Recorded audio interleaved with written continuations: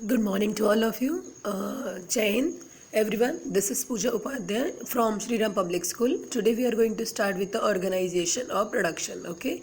In the last lecture, I already taught you about the factors of production, what we are used in the process of production. Okay, but in this lecture हम उनके बारे में in details में पढ़ेंगे. Okay, so see, organizations of production. The aim of production is to produce the goods and service that we want.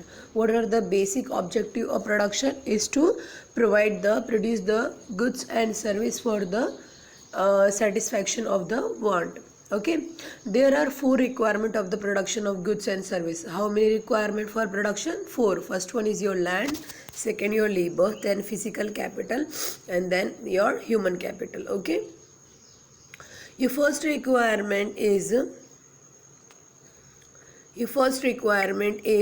land. Okay, and other natural resources such as water, forest, mineral. As you know, whether we are going to open the production unit, shop, factory, or anything, okay, there should be the need land. Okay, without land we can't do anything. जैसे हमें कोई factory खोलनी है, कोई shop भी खोलना है, या कोई दुकान खोलना है, या फिर बैंक खोलना है, या कुछ भी, मतलब ठीक है, प्रोडक्शन यूनिट हुआ या सेल यूनिट हुआ, यानी कि कोई भी बिजनेस खोलना है, मतलब हमें कोई भी प्रोडक्शन एक्टिविटी करनी है तो उसके लिए हमें लैंड सबसे इम्पॉर्टेंट फैक्टर्स रिक्वायर्ड है. ठीक है, after land the second one is your labour. The labour यानी employ, the people who will do the work. Some production activity require highly educated workers to perform the necessary task. Other activity require workers who can do manual work. It means that a labor also which we require, that also two kind. One, those who will do the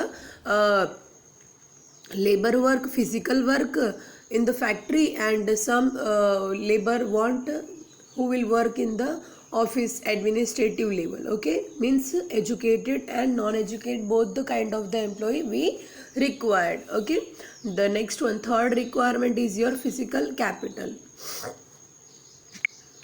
Physical capital, the variety of the input required at every stage during the production. What are the items that come under the physical capital? First one, tools, machines, buildings.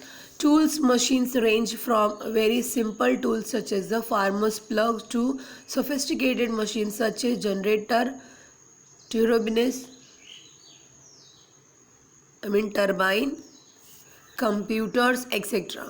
Tools, machines, building can be used in the production over many years and are called fixed capital. Means all these factors, okay, all this capital is physical capital, and these all are said that it is a fixed capital. Why? Because as you know, जो farmers tractor, thresher machines use करते हैं, ठीक है, they are not purchasing it every year because it is a fixed in nature. ठीक है, हम इसको हमेशा यूज़ करते हैं, लेकिन हर बार कोई ट्रैक्टर, थ्रेशर मशीन कोई भी फार्मर खरीदता नहीं है. ठीक है, क्यों? क्योंकि ये फिक्स कैपिटल के नेचर है. एक बार खरीद लिए तो ये हम सालों साल तक यूज़ कर सकते हैं, इसलिए इनको क्या कहा जाता है? Fix capital. Okay, sorry.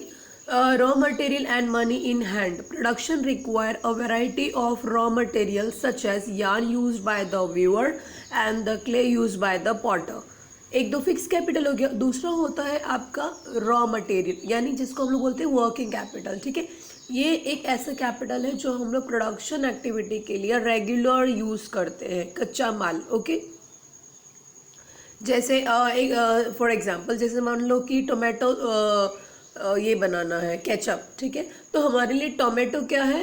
Raw material, जो हमें बार बार लेना होगा. जितना बनाना है केचप उतना टोमेटो लेना पड़ेगा. ठीक, तो वो हमारा रॉ मटेरियल हो गया. उसको हम क्या कहेंगे? Working capital.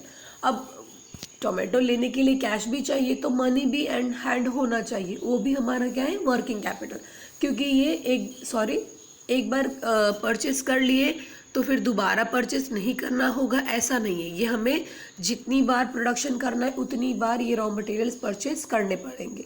लेकिन टोमेटो केचप बनाने के लिए जो भी लैंड यूज़ हो रहा है, जो फैक्ट्री बनी है जहाँ पे, वो बिल्डिंग, वो मशीनरीज, वो तो फिक्स कैपिटल है, क्योंकि उनको हमने एक बार परचेस किया और बार बार यूज़ कर रहे हैं. ठीक, आई होप सो क्लियर हो गया होगा. फिक्स कैपिटल क्या है? Working capital. फिक्स कैपिटल जिसको हम सिर्फ एक बार खरीदते हैं और सालों साल तक यूज़ करते हैं. वर्किंग कैपिटल वो जो हम लोग डेली प्रोडक्शन के लिए रॉ मटेरियल खरीदते हैं, ठीक है, इसमें रॉ मटेरियल आ जाएगा, आपका मनी आ जाएगा, etcetera. Okay, so now moving to the fourth requirement. Fourth requirement, to you will need knowledge and enterprises to be able to put together land, labor, physical capital. Fourth requirement हमारा क्या है? enterprise. enterprise किसको बोलते हैं?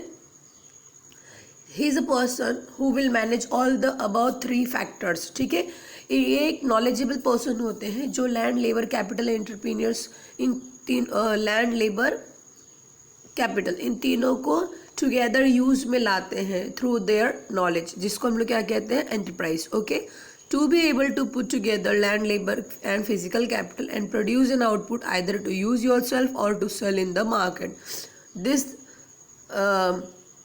This days is called human capital. हम लोग enterprise को भी क्या बोलते हैं? Human capital. We shall learn more about the human capital in the next chapter. आपका जो next chapter human as resources, in that we are going to study about the human capital in details. Okay, in this picture identify the land, labor and fixed capital used in the production. ठीक है, अब ये जो picture है इसको ध्यान से देखिएगा. इसमें कौन से फिजिकल लेबर है, कौन से फिक्स एसेट्स है, आपको वो लिखने हैं, नोट डाउन करने. ये आपका होमवर्क होगा आज के लेक्चर्स का. Every production is organized by combining the land, labor, physical capital and human capital, which are known as the factors of production. When we combine all these four factors, which were land, labor, physical capital and human capital together, then that is known as factors of production. What is known as factors of production? Okay. As we read through the story of the Palampur, we will learn more about the first three factors of production. For convenience, we will refer to the physical capital as a capital in this chapter. अब हम इनके बारे में, ये जो चार factors हैं जिनका हमने बेसिक देख लिया, क्या क्या रिक्वायरमेंट है, अब उनके बारे में हम इन डिटेल पढ़ेंगे कि ये चारों फैक्टर्स पालमपुर में किस तरह से अवेलेबल है. First one is your land. Farming is the main production activity. Palampur में फार्मिंग क्या है? मेन प्रोडक्शन एक्टिविटी है. ठीक है, वहाँ पे मोस्ट ऑफ द लोग किससे रिलेटेड है? एग्रीकल्चर से. Activity 75% of the people who are working are dependent on the farming for their livelihood. यानी कि पूरे पालमपुर में 75% लोग किस में ऑक्यूपाइड है? फार्मिंग एक्टिविटी यानी एग्रीकल्चर में. Okay, they could be farmer और फार्म लेबर. या तो वो फार्मर है या तो फार्म लेबरर है. मैम इसमें क्या डिफरेंस है? फार्मर यानी उनकी अपनी खेती है, अपना खुद वो प्रोडक्शन एक्टिविटी करते हैं, और फार्म लेबर यानी इनके पास खेती नहीं है, ये किसी और की खेती में काम करते हैं. ठीक.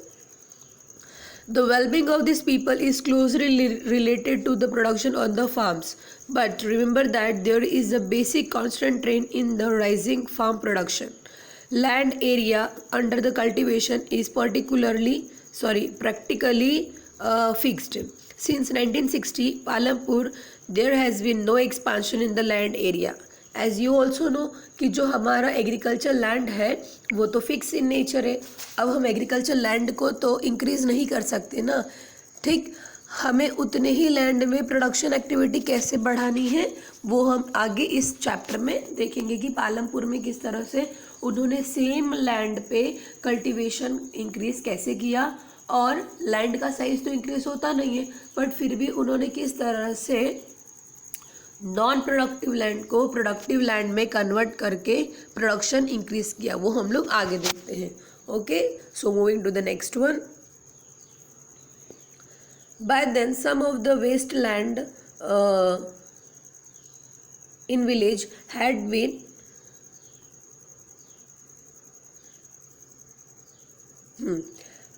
Been converted to cultivable land. इसका मतलब कुछ नॉन प्रोडक्टिव लैंड को भी हमने क्या किया? प्रोडक्टिव लैंड में कन्वर्ट किया है. ठीक है,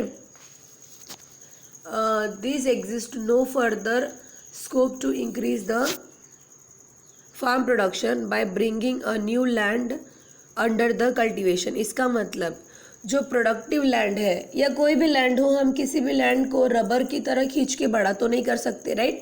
वो तो फिक्स है. लेकिन मान लीजिए अगर प्रोडक्शन प्रेशर बढ़ता है, जैसे पॉपुलेशन डे बाय डे बढ़ रही है, लैंड बढ़ नहीं रहा लेकिन फूड रिक्वायरमेंट भी तो बढ़ रहा होगा. सो उनको फुलफिल करने के लिए हमें प्रोडक्शन इंक्रीज़ करना है। तो प्रोडक्शन कैसे इंक्रीज़ किया जाए? अब प्रोडक्शन बढ़ाने के लिए लैंड भी तो चाहिए, राइट? तो ये हम लोग देखते हैं कि किस तरह से पालमपुर वालों ने वेस्ट लैंड को भी कल्टीवेशन में कन्वर्ट किया, ठीक है, जिससे उनका प्रोडक्टिव लैंड एरिया इंक्रीज हुआ और प्रोडक्शन एक्टिविटी बढ़ गई, ठीक है। नेक्स्ट है हमारा, is there a way one can grow more from the same land? Now we are going to see, क्या ऐसा कोई वे है जिसमें सेम लैंड से भी प्रोडक्शन एक्टिविटी ज़्यादा हो सकती है? देखते हैं। In the kind of the crops grow and facilities available, Palampur would remember a village of the western part of the state of the Uttar Pradesh. All the land is cultivated in Palampur. No land is left idle. Palanpur में जितनी भी ज़मीनें थी सारी की सारी agriculture farming production में use हो रही थी, ठीक है।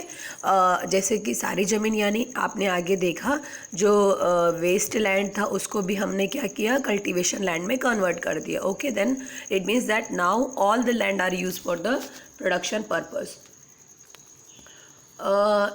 All land is cultivated in Palampur, no land is left idle. During the rainy season kharif farmer grow the jowar and bajra.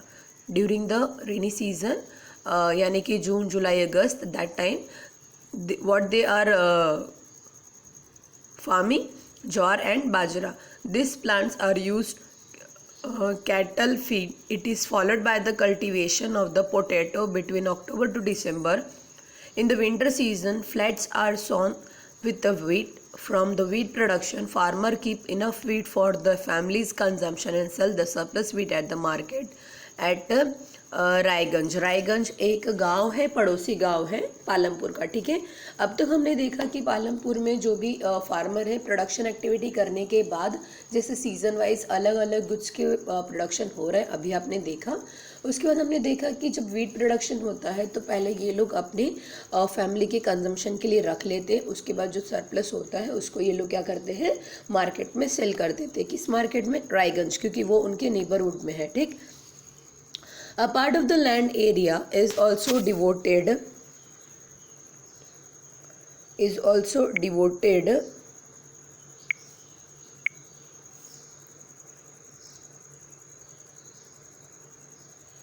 to sugarcane, which is harvested once every year. Sugarcane in its raw form as a jaggery is sold to traders in Shahpur. अब sugar cane का use क्यों करते हैं ये लोग? Commercial production के लिए। Commercial production यानी जैसे हम लोग इनको नकदी फसल बोलते हैं। नकदी फसल का मतलब होता है वो क्रॉप्स, वो फूड आइटम, वो गुड्स जिसको बेच करके हमें ज़्यादा मुनाफा होता है, ठीक है। As compare to rice and wheat, if we do the production of the pulses, mustard seeds, sugar canes, तो इसमें फार्मर का इनकम ज़्यादा अच्छा आता है, ठीक है। तो इसका मतलब है रिक्वायरमेंट, जो उनके बेसिक रिक्वायरमेंट के आइटम्स हैं फूड कंजम्पशन के लिए, उनके अलावा शुगर केन का भी यहाँ पे हार्वेस्टिंग होता है, और भी कितनी बार? ईयर में एक बार। और उससे जो भी रॉ फॉर्म बनता है जैसे जैगरी यानी कि गुड़, वो लोग वो कहाँ बेचते हैं? शाहपुर में। The main reason why the farmers are able to grow 3 different crops in a year, which Palampur is due to the well-developed system of irrigation. Electricity come carefully to Palampur. Its major impact was to transform the system of irrigation. ठीक, वहाँ पे electricity proper है because of the transformer. Okay. Its major impact was due to transformer, the system of irrigation. Persian wells were till then used by the farmers to draw the water from the wells. वहाँ पे पहले जब electricity facility नहीं थी तब वो लोग well के थ्रू वाटर सप्लाई करते थे। Okay, then draw the water from the wells and irrigation small field. People saw that the electric run tubal could irrigate much larger area of the land. इसका मतलब जब पहले हमारे पास ये जो भी पानी चलाने वाली मशीन्स वगैरह हो गई है, ट्यूबवेल हो गया, ठीक है, इनके लिए ट्यूबवेल्स के लिए ना इलेक्ट्रिसिटी लगता था, लेकिन जब हमारे पास इलेक्ट्रिसिटी उतनी अच्छी नहीं थी पालमपुर में, तो उस टाइम पे ये लोग वेल के थ्रू, मतलब ये कुएं से, तालाब से पानी इरिगेशंस के लिए, फैसिलिटी के लिए यूज़ करते थे, यानी तालाब और कुएं से पानी निकाल करके खेतों को सींचना। तो ये छोटे एरिया के लिए पॉसिबल हो पाता था इनके लिए, बट जब बड़े एरिया की बात आती थी तो डिफ़िकल्ट होता था। लेकिन पालमपुर में इलेक्ट्रिसिटी फैसिलिटी होने की वजह से वहाँ पे ये प्रॉब्लम भी ज़्यादा नहीं थी, ठीक है। The first few tubewells were installed by the government. अब वहाँ पे जो पहले कुछ ट्यूबवेल्स तो गवर्नमेंट ने सेटअप करके दे दिए। Soon however farmers started setuping private tubewells. उसके बाद जब प्रोडक्शन अच्छा होने लगा, इनकम अर्न होने लगा, तो पालमपुर के लोगों ने अपना खुद से प्राइवेटली ट्यूबवेल्स बना दिया। अब आप बोलोगे प्राइवेट मतलब मैम उनका इंडिविजुअल, नहीं, पूरे गांव ने मिल करके अपने गांव के लिए प्राइवेट ट्यूबवेल्स सेटअप किए। यानी गवर्नमेंट ने कुछ ही किए होंगे, मतलब फ्यू यानी कि 2-3 ऐसा कुछ होगा, लेकिन शायद उनकी रिक्वायरमेंट और रही होगी, ठीक है, तो उन्होंने और ट्यूबवेल्स सेटअप कर लिए privately. As a result by mid 1970 entire cultivated area 200 hectares was irrigated, जिसकी वजह से अब इरीगेशन फैसिलिटी में और ज़्यादा इम्प्रूवमेंट आने लगा। To grow the more than one crop on a piece of land during the year is known as the multiple crops. To grow, ध्यान दीजिएगा, to grow the more than one crop on a piece of land during the year is known as the multiple cropping. इसका मतलब एक ही time पे एक ही land में एक से ज़्यादा क्रॉप को कल्टीवेशन जो हम लोग करते हैं, इसको हम क्या कहते हैं, मल्टीपल क्रॉपिंग। ये जनरली ना बच्चों आपने भी कभी देखा होगा कि हमारे यहाँ पे भी गांव में गेहूं और सरसों मोस्ट ऑफ साथ में ही लोग बोते हैं, ऐसा कुछ जगह देखने को मिलता है, ठीक है, इसको हम लोग मल्टीपल क्रॉपिंग बोलते हैं। Production on a given piece of land. All the farmers in Palampur grow at least 2 main crops.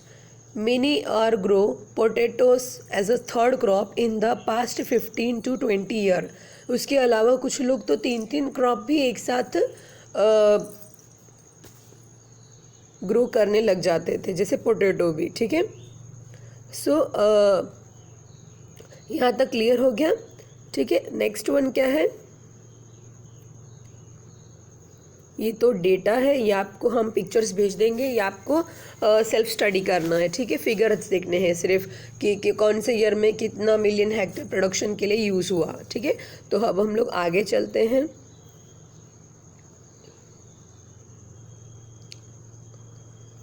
Wait, हाँ,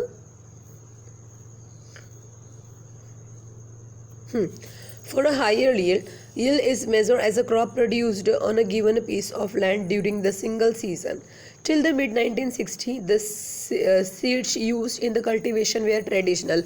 1960s तक जो हम लोग सीड्स यूज़ करते थे वो घर के सीड्स होते थे। देखो सीड्स मतलब होता क्या है, बीज, ठीक है, जो हम लोग प्रोडक्शन के लिए यूज़ करते हैं। तो जनरली आपने घर पर देखा होगा कि जो गेहूँ और धान होते हैं, ठीक है, राइस एंड व्हीट के सीड्स, वो फार्मर क्रॉपिंग करने के बाद अपने यूज़ के लिए लेते हैं, तो कुछ स्टोर करके रख देते हैं कि नेक्स्ट ईयर हमें यही बीज के तौर पे यूज़ करना है। उसी को हम लोग ट्रेडिशनल सीड्स कहते हैं, ठीक है।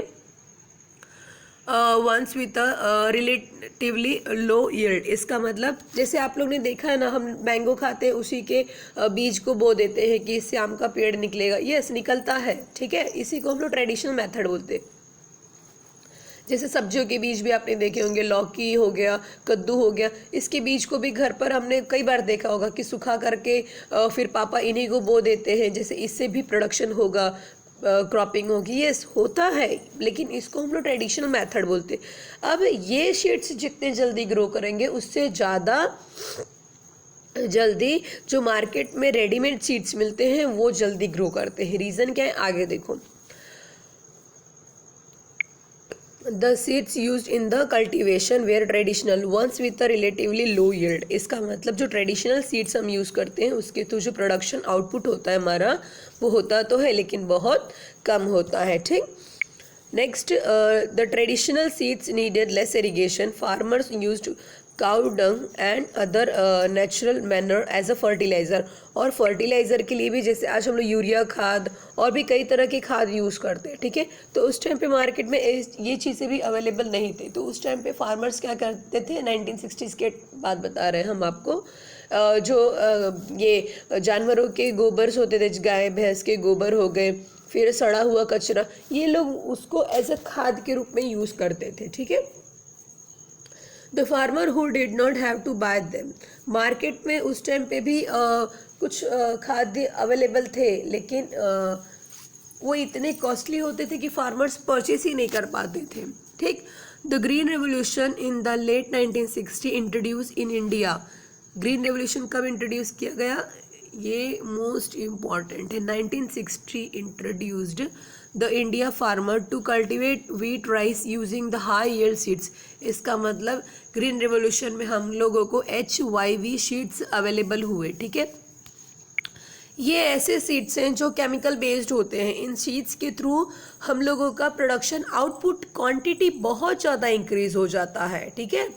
The HYV seeds promise to produce much greater amount of grain on a single plant. As a result, the same piece of land would now produce far larger quantity of food grain than was possible earlier. इसका मतलब जो हम लोग traditional seeds use करके production करते थे उससे भी ज़्यादा क्रॉप प्रोडक्शन होने लगा. कब, जब हमने HYV सीड्स यूज़ किया. ठीक है.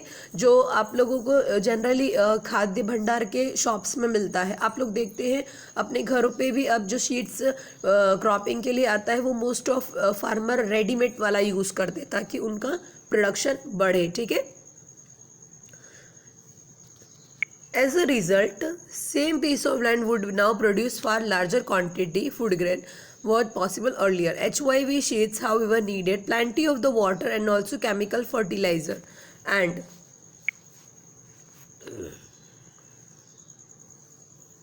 Pesticide to produce the best result. लेकिन इन HYV शीट्स की खासियत क्या है, इसमें वाटर बहुत ज़्यादा लगता है इरिगेशंस के लिए, पहला. और दूसरी चीज़, इसमें फर्टिलाइज़र पेस्टिसाइड यूज़ करना पड़ता है टू उसके बाद ही बेस्ट रिजल्ट निकलता है प्रोडक्शन का. Higher the yield were possible only from a combination of HYV seeds, irrigation, chemical, fertilizer, pesticide. यानी जैसे रेडीमेड शीट्स यूज़ कर रहे हैं वैसे ही रेडीमेड हमें खाद भी यूज़ करना होता है, तभी जा कर के हमारा प्रोडक्शन इंक्रीज होगा. अब आपके दिमाग में क्वेश्चंस आएगा बच्चों कि मैम जब HYV शीट्स रेडीमेड अवेलेबल है, रेडीमेड अवेलेबल है तो ये कॉस्टली भी होगा. यस. तो फिर इसके फर्टिलाइज़र, पेस्टिसाइड यानी हम गोबर यूज़ नहीं कर सकते, ये भी वो भी यूज़ कर सकते हो, लेकिन फिर भी आपको मार्केट के फर्टिलिटी पेस्टिसाइड यूज़ करने होंगे, तो ये तो कॉस्टली हो गया मैम. तो फिर फार्मर इसको क्यों लेते हैं, इसका एक ही रीज़न है बच्चे कि ये सारे चीज़ यूज़ करने के बाद जो आउटपुट निकलता है वो डबल ट्रिपल होता है as compare to the traditional one. इसीलिए फार्मर इस कॉस्ट को बेयर कर लेते हैं. ठीक. Farmers of Punjab, Haryana and Western Uttar Pradesh were the first to try out the modern farming method in India. ठीक है. आपको ये क्वेश्चन हम पूछेंगे, सबसे पहले मॉडर्न फार्मिंग कॉन्सेप्ट किसने यूज़ किया था, Punjab, Haryana, western Uttar Pradesh. Okay. The farmer in this region set up the tubewells for irrigation and made the use of HYV sheets, chemical fertilizer, pesticide in farming. Some of them bought farm machineries like tractor, thresher, which made plugging and harvesting faster. They were rewarded with a high yield of wheat. अब ये सारी चीज़ें use करने के बाद जो output निकला उसके थ्रू इनको बहुत ज़्यादा इनकम होने लगा. ठीक है. In Palampur, yield of wheat grow from traditional varieties was 1300 kg per hectare. With HYV sheets, the yield went up to 3200 kg per hectare. See the difference. जो हमने traditional method use किया, when we use traditional method, then our crop production just 1300 kg. But when we use HYV sheets, That time our cropping grew to the 3,200 per hectare.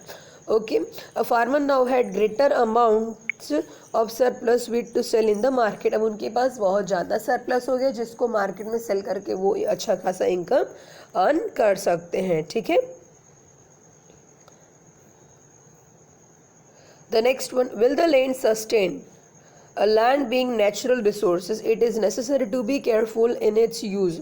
Natural resource है land, इसका मतलब जो भी natural resource है आपको अच्छे से पता है उसमें से कुछ रीजनरेट होते हैं, कुछ रीजनरेट नहीं होते. इसका मतलब लैंड नेचुरल रिसोर्स है. अगर हम इस पर ज़्यादा केमिकल फर्टिलिटी और पेस्टिसाइड यूज़ करेंगे तो देयर इज़ अ चांसेस कि सॉइल ख़राब हो सकता है. ठीक है. एक टाइम आएगा जब सॉइल की इरिगेशन फैसिलिटी शायद कम हो जाए, हार्वेस्टिंग पावर शायद कम हो जाए. ठीक है. इसीलिए हमें बहुत ध्यान से यूज़ करना है. Scientific report indicate that the modern farming method have over used the natural resource base. In many areas, green revolution is associated with the loss of the soil fertility due to increased use of chemical fertilizer. In many year green revolution is associated with the loss of soil fertility. अभी मैंने कहा था देखो pesticide और fertiliser sheets वगैरह use करने से production तो बहुत ज़्यादा बढ़ता है, लेकिन अगर हम इन चीज़ों को बहुत ज़्यादा यूज़ करते हैं तो इसका नेगेटिव रिएक्शन होता है कि सॉइल की जो फर्टिलिटी है वो ख़त्म हो सकती है. इसका मतलब आपका प्रोडक्टिव लैंड वेस्ट लैंड में कन्वर्ट हो सकता है. इसीलिए आपको ये चीज़ें ध्यान से यूज़ करनी है. Also continuation use of the ground water for tubewell irrigation has lead to the depletion of the water table. Environmental resources like soil fertility, groundwater are built up over a year. Once destroyed, it is very difficult to restore them. और वैसे ही क्योंकि देखिए ये जो pesticide irrigation use करना पड़ रहा है, मतलब जो मॉडर्न मेथड हम लोग प्रोडक्शन के लिए यूज़ कर रहे हैं, जो मॉडर्न मेथड हम लोग प्रोडक्शन के लिए यूज़ कर रहे हैं. ठीक है. इससे फ़ायदा तो है कि इनकम ज़्यादा होगा, आउटपुट ज़्यादा हो रहा है, लेकिन एक बार जब ये नेचुरल रिसोर्सेज ख़त्म हो जाएंगे तो इन शीट्स का भी कोई यूज़ नहीं रहेगा. क्योंकि देखो ये जो HYV शीट्स है इसके लिए फर्टिलाइज़र केमिकल चाहिए, पेस्टिसाइड चाहिए, लेकिन इसी के लिए इरिगेशंस के लिए वाटर सप्लाई भी बहुत ज़्यादा चाहिए. अगर हम ग्राउंड वाटर ज़्यादा से ज़्यादा ग्राउंड वाटर यूज़ करेंगे तो एक टाइम आएगा कि वो भी ख़त्म हो जाएगा और फिर ये डिफ़िकल्ट होगा हमारे लिए कि फिर से हम लोग वाटर सप्लाई प्रॉपर कर सके. ठीक है.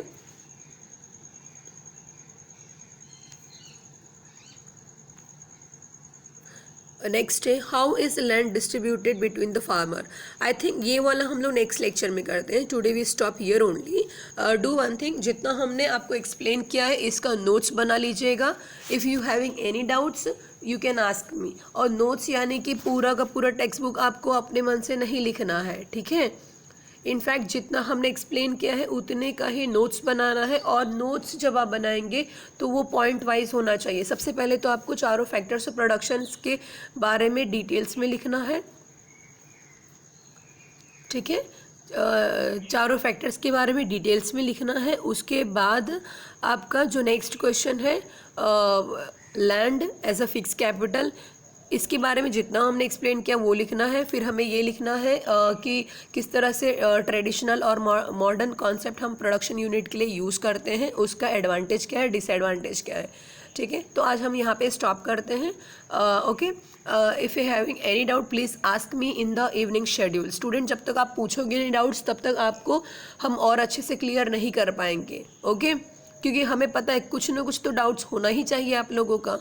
ठीक है. तो please ask me the question in the evening lecture. Okay. So today we stop here. जय हिंद. Happy and stay home, stay safe.